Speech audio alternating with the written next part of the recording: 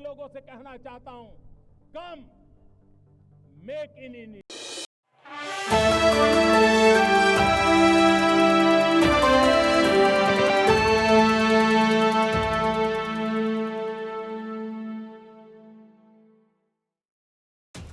National Herald case में कांग्रेस को बड़ा झटका लगा है। मनी लॉन्ड्रिंग मामले में पीएमएलए अदालत ने व्यापक सुनवाई के बाद नेशनल हेराल्ड अखबार को संचालित करने वाली कंपनी एसोसिएट जर्नल लिमिटेड और यंग इंडिया के खिलाफ ईडी की कार्रवाई को सही ठहराया है।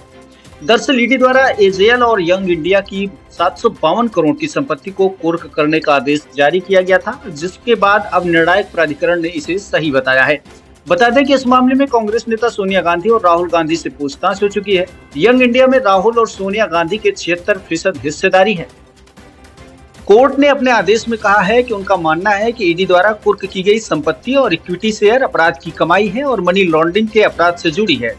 केंद्रीय एजेंसी ने पिछले साल नवंबर में एसोसिएट जर्नल लिमिटेड और यंग इंडिया के खिलाफ मनी लॉन्ड्रिंग के तहत एक कुर्की आदेश जारी करके इन संपत्तियों को कुर्क किया था। नेशनल हेराल्ड एजेएल द्वारा प्रकाशित किया जाता है। इसका स्वामित्व यंग इंडिया प्राइवेट लिमिटेड के पास है। कांग्रेस नेता सोनिया गांधी और राहुल गांधी यंग इंडिया के सबसे बड़े शेयर धारक हैं। इन लोगों के पास 38% शेयर है। बता दें कि ईडी द्वारा अटैच की गई संपत्तियों की सूची में दिल्ली में नेशनल हेराल्ड हाउस, लखनऊ में नेहरू भवन और मुंबई में नेशनल हेराल्ड हाउस शामिल है। इस मामले में ईडी सोनिया गांधी, राहुल गांधी समेत कई नेताओं से पूछताछ कर चुकी है। इसके बावजूद अभी इस मामले पर जिस तरह की टिप्पणी आई है, इससे साफ जाहिर है कि भ्रष्टाचारियों को कोर्ट किसी भी कीमत पर बख्शने के मोड में दिखाई नहीं दे रही है।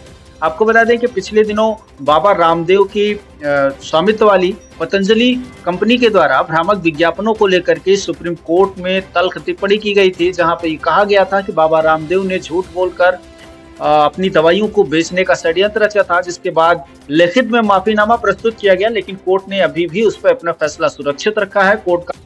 सुप्रीम कोर्ट का मानना है कि इस तरह से बाबा रामदेव और उनके अथेंटिक अधिकारियों ने जो भी माफीनामा दिया है वो दिल से नहीं दिया है, बल्कि उसको एक कागजों की कार्रवाई का हिस्सा मान करके दिया है। और बाबा रामदेव को मीडिया पर और मीडिया में दुष्प्रचार करने पर ज्यादा भरोसा है।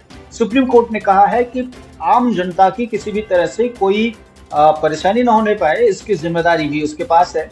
और जिस तरह से बाबा रामदेव ने और उनके अथेंटिक लोगों ने झूठ बोला है विज्ञापनों को लेकर के और दवाइयों को लेकर के, उससे साफ जाहिर है कि वो गुमराह कर रहे हैं। इसके बाद लगभग 2 बार उन्होंने लिखित माफीनामा दिया है, बगैर शर्त माफी मांगी है, लेकिन कोर्ट ने अभी भी अपना फैसला सुरक्षित रखा है। इससे पहले अरविंद केजरीवाल की गिरफ्तारी को भी कोर्ट जायज बताते हुए कोर्ट ने उन पे टिप्पणी की थी कि जो ईडी के पास सबूत हैं वो पर्याप्त हैं, उसके आधार पर गिरफ्तारी बिल्कुल जायज है। अब इसी तरह से कांग्रेस पार्टी पर एक टिप्पणी आई है, जिसमें नेशनल हेराल्ड एजेएल द्वारा जो प्रकाशित अखबार है उसके ऊपर लेकर के कोर्ट ने टिप्पणी की है। ईडी ने कुर्की की कार्रवाई की थी, कोर्ट ने उसे उचित ठहराया है और कोर्ट का मानना है कि जिस भी तरह से ईडी ने कार्रवाई की हुई वो बिल्कुल ठीक है। आपको बता दें कि आने वाले दिनों में इस तरह के जितने भी भ्रष्टाचारी हैं उनको कोर्ट बख्शने के मोड में दिखाई नहीं दे रही है, और ऐसे में जो भी भ्रष्टाचारी हैं जो इलीगल संपत्तियों को धारण किए हुए हैं, उनके खिलाफ लगातार हल्ला बोल कार्रवाई चल रही है।